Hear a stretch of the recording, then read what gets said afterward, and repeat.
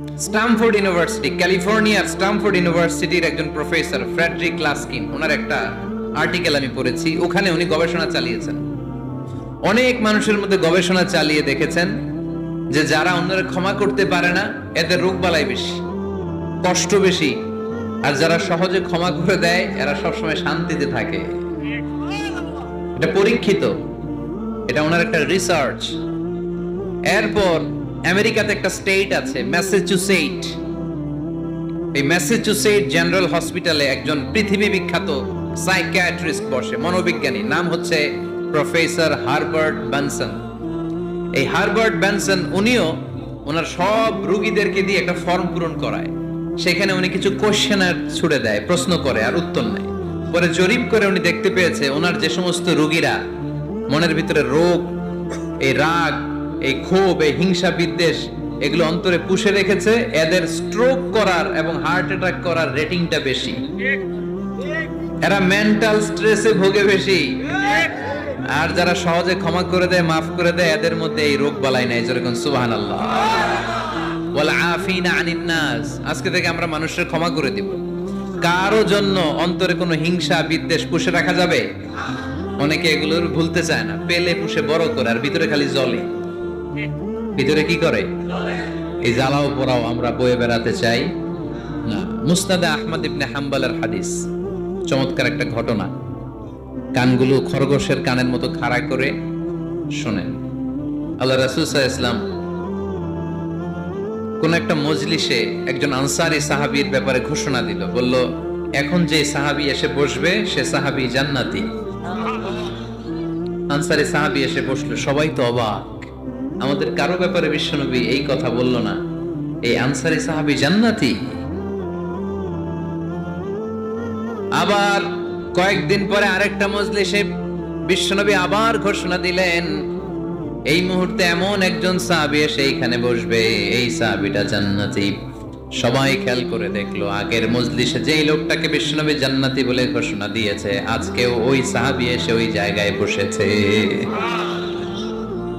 তৃতীয় দিন আবার বিশ্বনবী বললেন, এখন একজন সাহাবী এখানে এসে বসবে, সে জান্নাতি। সবাই খেয়াল করে দেখলো, ওই সাহাবীটাই আবার এসে বসেছে। সবাই অবাক, কি আজীব, কি আছে এই সাহাবীর মধ্যে, যে সাহাবীর ব্যাপারে খুব বিশ্বনবী তিনবার ঘোষণা দিলেন যে সে জান্নাতি। সবচেয়ে বেশি অবাক হয়েছিলেন সাইয়েদনা আব্দুল্লাহ ইবনে আমর ইবনে আস। মনে মনে ভাবলেন, এটা তো চারটেখানে কোনো কথা না, বিশ্বনবীর অ্যানাউন্সমেন্ট।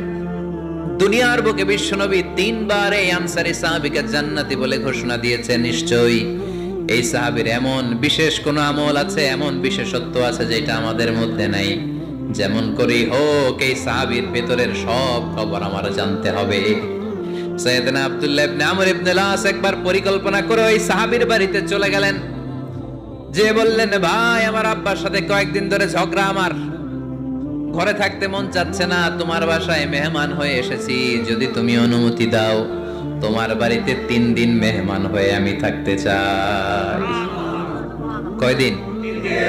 শুনতেছেন? বুঝতেছেন? কষ্ট হচ্ছে না তো? ওই আনসারী সাহাবী বলে, আহলান ওয়া সাহলান, খুশ আমদেদ, এ আমার সৌভাগ্য, আমার মেহমান হয়ে আপনি থাকবেন, আসেন আমার ঘরে থাকেন, এই ঘরে আমি থাকি, আর এই ঘরটা মেহমান হিসেবে আপনারে দিয়ে দিলাম, থাকেন। এবার আব্দুল্লাহ ইবনে আমর ইবনে আস খুব ভালোভাবে ফলো করতে লাগলেন, কখন এই আনসারী সাহাবী কি করে। একদিন, 2 দিন, 3 দিন পর্যন্ত ফলো করার পরে সাইয়েদনা আব্দুল্লাহ ইবনে আমর ইবনে আস এমন কোন বিশেষ আমল এই সাহাবীর মধ্যে খুঁজে পায় নাই। 3 দিন গভীরভাবে পর্যবেক্ষণ, অবজারভেশনের পরে বিশেষ কোনো আমল ওনার চোখে পড়ে নাই। এবার 3 দিন পরে তো চলে যাবার পালা, ঠিক কিনা? এবার তিনি সোজা সাপটা আনসারী সাহাবীর কাছে যে ভিতরের কথা খুলে বলে ফেললেন, বললেন, ও ভাই, আসলে আমার বাবার সাথে এমন বড় কোনো ঝগড়া আমার হয় নাই যে কারণে বাড়ি থেকে বের হয়ে তোমার মেহমান আমার হওয়া লাগবে, আমি বিশেষ এক উদ্দেশ্যে এসেছি। কি উদ্দেশ্য? আব্দুল্লাহ ইবনে আমর ইবনে আস এবার বলতে আরম্ভ করলেন, আমরা খেয়াল করেছি 3টা মজলিসে বিষ্ণু ঈসা ইসলাম তোমাকে জান্নাতি বলে ঘোষণা করেছে, তাই আমি জানার জন্য এসেছি তুমি এমন কি আমল করো যে কারণে বিশ্বনবী ঘোষণা দিলেন যে তুমি জান্নাতি। কি এমন বিশেষ আমল আছে তোমার, আমার একটু বলো, আমি ওই আমল করে জান্নাতি হতে চাই। আল্লাহু আকবার। এবার আনসারী সাহাবী মুখ খুললেন, উনি বললেন, ও ভাই আব্দুল্লাহ ইবনে আমর ইবনে আস, এমন কোন বিশেষ আমল আমার নাই। হালাল পন্থায় রুজি করি, ব্যবসা করি, নামাজের সময় নামাজ পড়ি, রাতে এসে ঘুমিয়ে যাই, ফজরের আগ দিয়ে উঠে তাহাজ্জুদ করি, সময় মতো জিকির আজকার করি, কোরআন তেলাওয়াত করি, কিছু দান সদকা করি। সবাই যা করে আমিও তাই করি, স্পেশাল কোনো আমল আমার জীবনে নাই। তবে আব্দুল্লাহ ইবনে আমর ইবনে আস, শুনে রাখো, একটা কাজ আমি প্রতি রাতে করি, হয়তোবা এই কারণেও বিশ্বনবী আমার ব্যাপারে এমন ঘোষণা দিতে পারে। আব্দুল্লাহ বললেন, ও আনসারী সাহাবী, কি কাজ তুমি করো? এবার আনসারী সাহাবী বলতে লাগলেন, প্রতি রাতে যখন আমি আমার বিছানায় ঘুমোতে যাই, আমি কারো ব্যাপারে কোনো রাগ, কোনো হিংসা, কোনো ক্ষোভ অন্তরে নিয়ে ঘুমাতে যাই না। ওই দিন যার সাথে যা হয়েছে সবাই রে মাফ করে দিয়ে মিটমাট করে একটা প্রশান্ত অন্তর নিয়ে আমি বিছানায় ঘুমাতে যাই। ওই দিনে কেউ আমার গালি দিছে, কেউ আমার বকা দিছে, কেউ আমার বিরুদ্ধে মিছিল করছে, উল্টা পাল্টা যে যাই করুক না কেন, আমি কিচ্ছু মনে রাখি না। আওবি ইলা ফিরাশি, আমি এমন ভাবে আমার বিছানায় যাই, ওয়ালাইসা ফি কলবি হিকদুন আলা আহাদ, এমন অবস্থায় আমি শুয়ে পড়ি যে আমার হৃদয়ে কারো ব্যাপারে, আমার হৃদয়ে কোনো ক্ষোভ নাই, কোনো হিংসা নাই, কোনো অহংকার নাই, সব রাগ ক্ষোভ ভুলে গিয়ে সবাইকে ক্ষমা করে দিয়ে আমি বিছানায় ঘুমাতে যাই। এজন্য বিশ্বনবী এই সাহাবীকে তিনটা মজলিসের ভরা মজলিসের মধ্যে জান্নাতি বলে ঘোষণা করেছে। এই হাদিস থেকে শিক্ষা হলো, আমরাও যদি প্রতি রাতে বিছানায় ঘুমোতে যাওয়ার আগে সবাই রে মাফ করে দিয়ে মনের যত ক্ষোভ জ্বালা যন্ত্রণা আছে সব ভুলে যে বিছানায় ঘুমাতে পারি, এই সাহাবীর মতো আমাদেরকেও জান্নাতি হিসেবে কবুল করবে কে? পারবেন আজকে থেকে?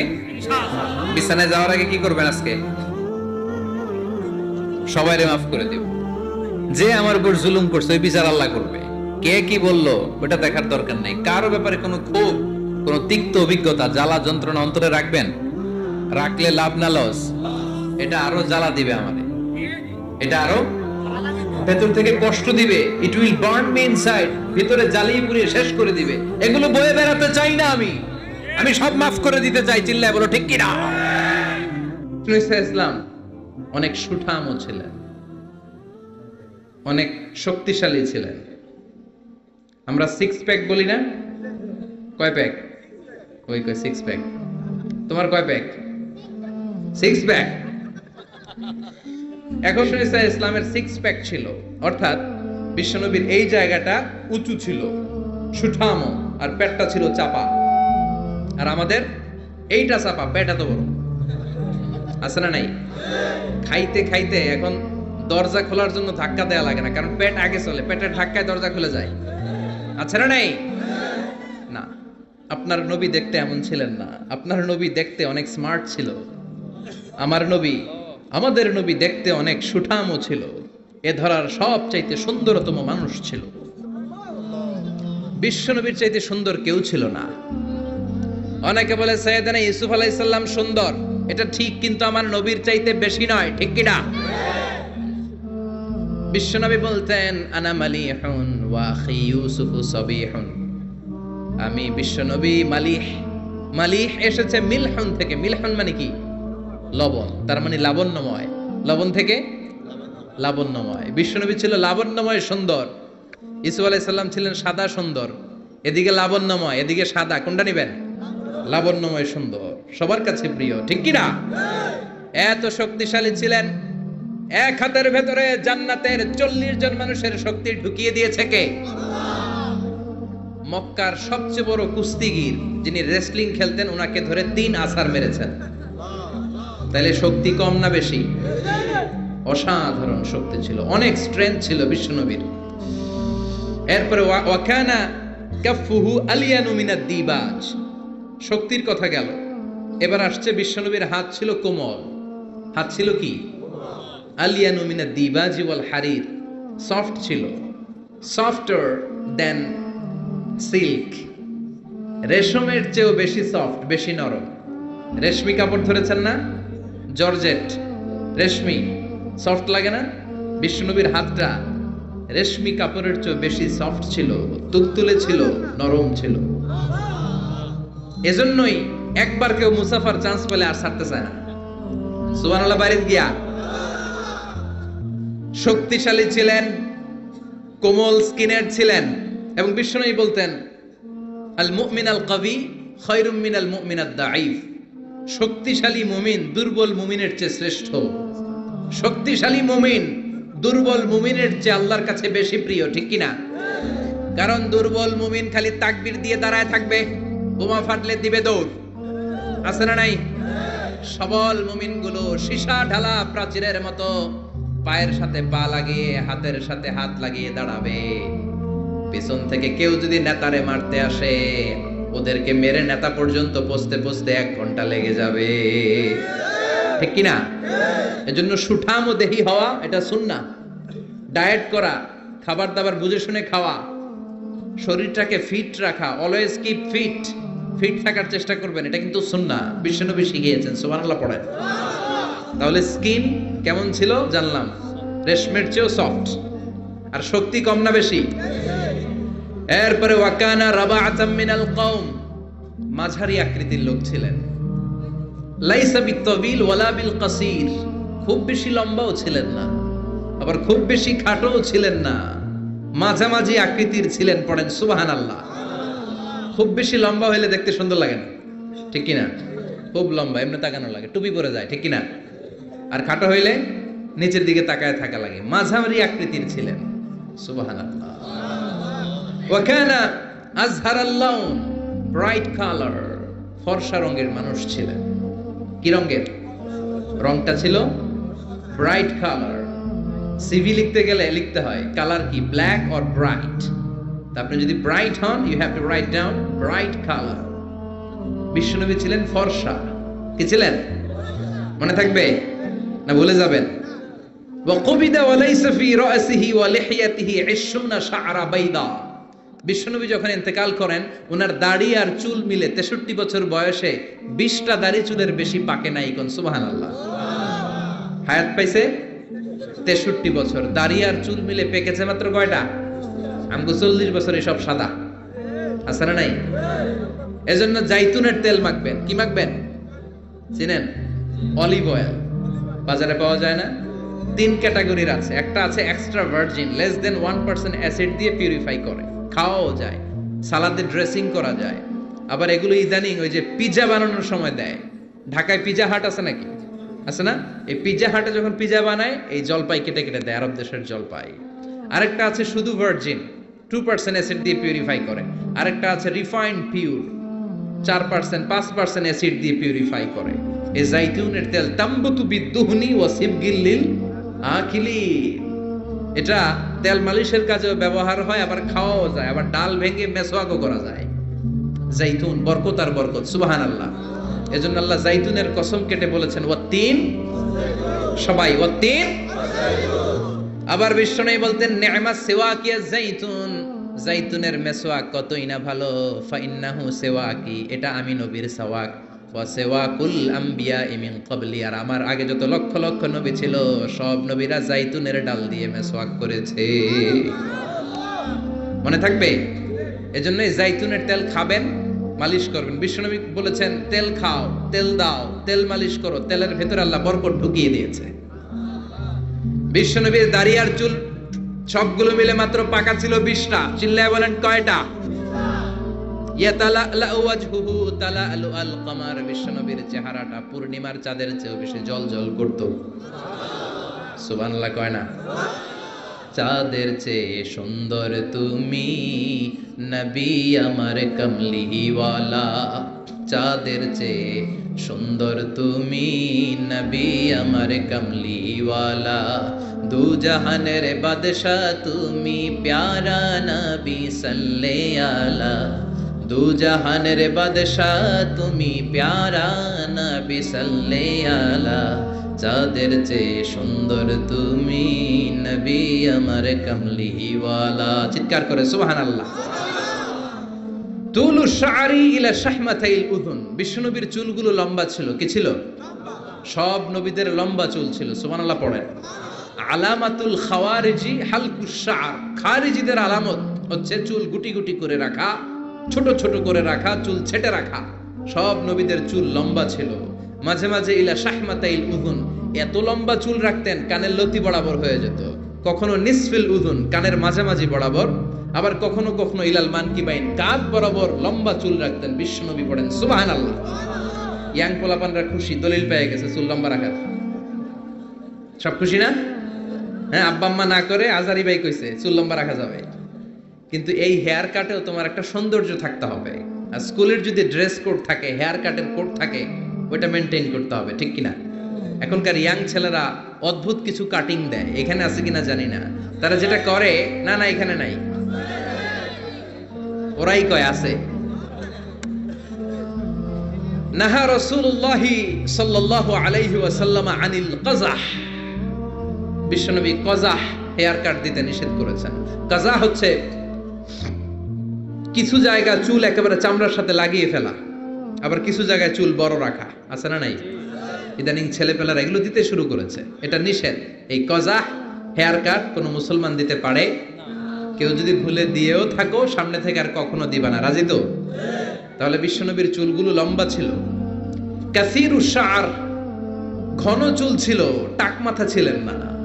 টাক ছিল নাকি? বয়স যখন 63, ঘন চুল। লাইসা বিসাফতি ওয়ালা জা'দুন কাতিত, চুলগুলো কোকড়ানো ছিল না, আবার ঝুলাও ছিল না, মাঝামাঝি ছিল। সুবহানাল্লাহ, কি সুন্দর ছিলেন তিনি। ওয়াকানা ইফাররিকু শা'রাহু, চুলের মাঝখানে এরকম সিতি করতেন। কাজী নজরুল ইসলামরে দেখছেন? ওনার এরকম সিতির স্টাইল আছে না? বিষ্ণু ঈসা ইসলাম এইভাবে মাঝখানে সিতি করে, সিতির মাঝখানে আতর ঢেলে দিতেন। সুবহানাল্লাহ পড়েন। আতর ঢেলে দিতেন। আর বিশ্বনবীর পিঠে বাম দিকে ছোট্ট একটা কাসিররিল হাজালা, কবুতরের ডিমের মতো মাহারুন নবুয়া ছিল। নবুয়তির মোহর কোন নবী খাল এটা দেয় নাই, বিশ্বনবীকে দিয়েছে। ওইটার মধ্যে আবার অল্প কিছু চুল ছিল। অনেকে বলেন বিশ্বনবী ওইটা দিয়ে পিছনে দেখতেও পেতেন। এজন্য বিশ্বনবী যখন নামাজে দাঁড়াতেন উনি বলতেন ইস্তাকিমু ওয়া'তাদিলু ইয়ারহামুকুমুল্লাহ, কাতার সোজা করো, ফাঁকা জায়গা বন্ধ করো।